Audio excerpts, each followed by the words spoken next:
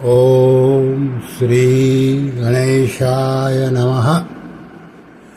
परम श्रद्धेय स्वामी श्री रामसुखदास जी का प्रवचन दिनांक 17 जुलाई 2003 प्रातः 5 बजे।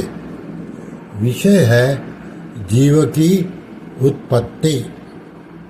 परम श्रद्धेय स्वामी जी महाराज जी कह रहे हैं कि एक सर्ग है और फिर महासर्ग होता है,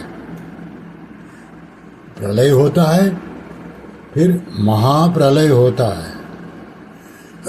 ब्रह्मा जी सोते हैं तो प्रलय होता है,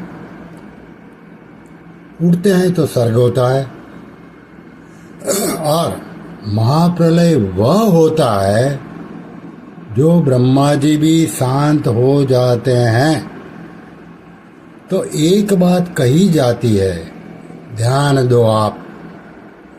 महासर्ग में भगवान जीव रूप से प्रकट होते हैं। एक ही भगवान बहुत रूपों से आते हैं।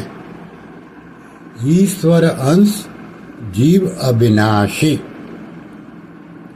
जैसे ईश्वर अविनाशी है ऐसे ही जीव भी अविनाशी है, क्योंकि ईश्वर अंश है। ऐसे इकट्ठे होकर खेल किया तो यह संसार, यह खेल है। इसमें श्री जी और भगवान मोहित नहीं हुए और संसार किसी के साथ रहता नहीं, और परमात्मा रहते हैं।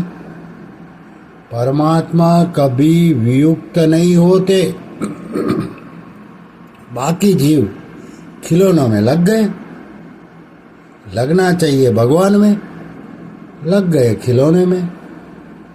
जो खिलौनों में लगे वह सब जीव है। सोने के गहनों में सोना निकाल दिया जाए तो क्या बचा? लोहे के अस्त्रों में से लोहा निकाल दिया जाए तो क्या बचा? ईश्वर अंश जीव अविनाशी। ईश्वर का कोई टुकड़ा थोड़े ही होता है। जीव ही जगत कहता है। भगवान की दृष्टि में जगत है ही नहीं। शरीर संसार साथ रहता ही नहीं, और परमात्मा कभी साथ छोड़ते नहीं। परमात्मा है, सदा साथ रहता है।